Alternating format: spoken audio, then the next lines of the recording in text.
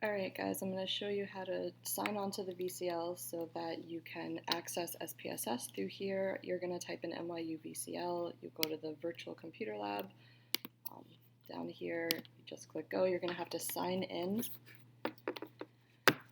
So you're going to come down to this little summation sign here, this is SPSS.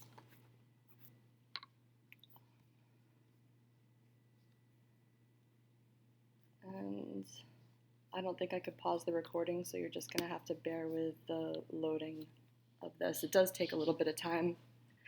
The VCL is usually slower than just using it if you have the application or if you're doing JASP.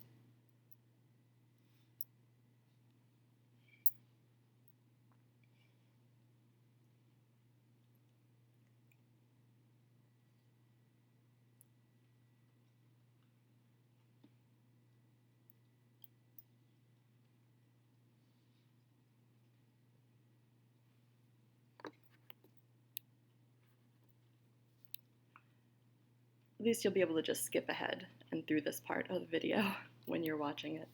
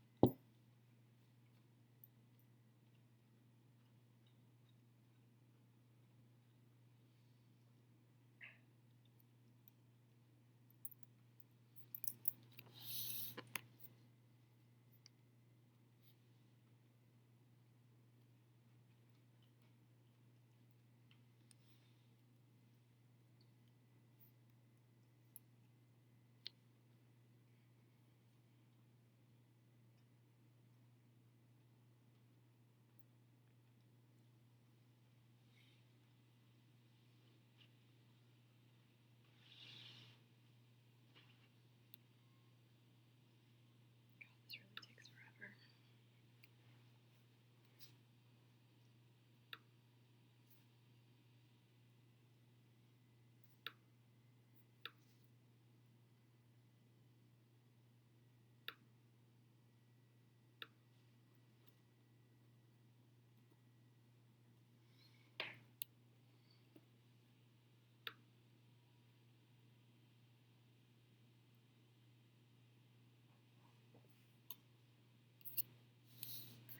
Alright, so as we went over in recitation, this virtual computer lab is going to open up a virtual desktop inside of your window here.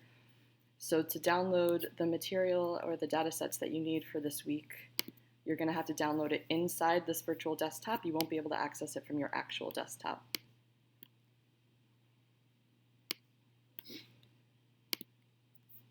Also, you're going to want to log in to classes in Google. Don't try to do it in Safari. It will not download properly.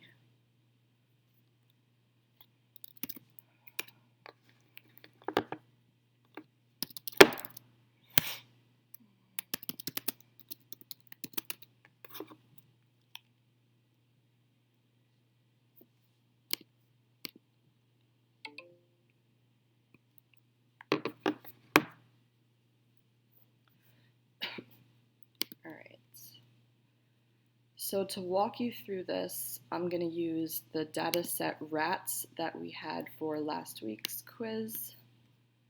This has two different independent variables with several conditions, so it'll give a good representation of what you're going to have to do with this week's in movies experience and reaction time.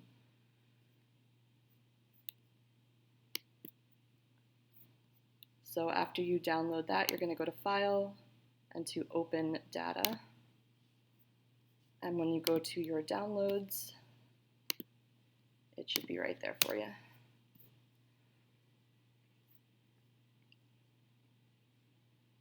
Okay, so we have our cortical thickness, which is our dependent variable, what we're measuring here, and housing and exercise, which are your two independent variables, with the 3 different conditions in housing and the 4 different conditions in exercise. So to do your ANOVA, you're going to go up to Analyze, to General Linear Model, and then to Univariate. From here, you're going to put cortical thickness, so whatever your dependent variable is, into the dependent variable slot here. And then your independent variables, these are both fixed factors. We chose the different levels, so these are fixed, they're not random. So you're going to put them in here. You're going to go to Options. This is going to give you your estimates of effect size, so you can click Descriptive Statistics from here. You can get your power here. You can do your HOV tests if you so choose. But for this example, we're just going to click Estimates of effect size, so it gives us our eta squared. Go to Continue, and then in Post Hoc, this is where you're going to find all your post hoc tests. So we're going to look at exercise. You can look at all of them if you want. You can look at the interactions between the two if you want as well. For this example, we're just going to look at exercise, and we're going to click Tukey's here because that is our most conservative test. And then you're just going to hit OK. It's going to pop up a separate window with all your full models in it. I'm going to try to make this slightly bigger for you guys.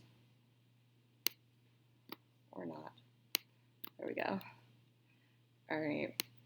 So here you have your number in each different condition. So for housing and for exercise, these are the number of rats in each condition. And then when you scroll down, this is your ANOVA table. So here, just like in JASP, you have your F, you have your significance levels, so we can see that housing is significant, exercise is significant, and there was no significant interaction effect between housing and exercise. This gives you all your eta squared, so your proportion of your variance that your entire model is making up for, and then the proportion of the variance that each main effect and interaction effect is accounting for in your dependent variable. This is also listed down here. So you can see it says R squared here, like we talked about. R squared in correlation being exactly what eta squared is to ANOVA. When you come down a little further, this is going to give you your post hoc test that you chose to run. So this is going to take every condition and run it against the other condition. So you're going to get to see which condition made these factors significant. So we can see here no exercise and 30 exercise is not significant. You get significance at 60 minutes and at 90 minutes. And again, your significant levels are here.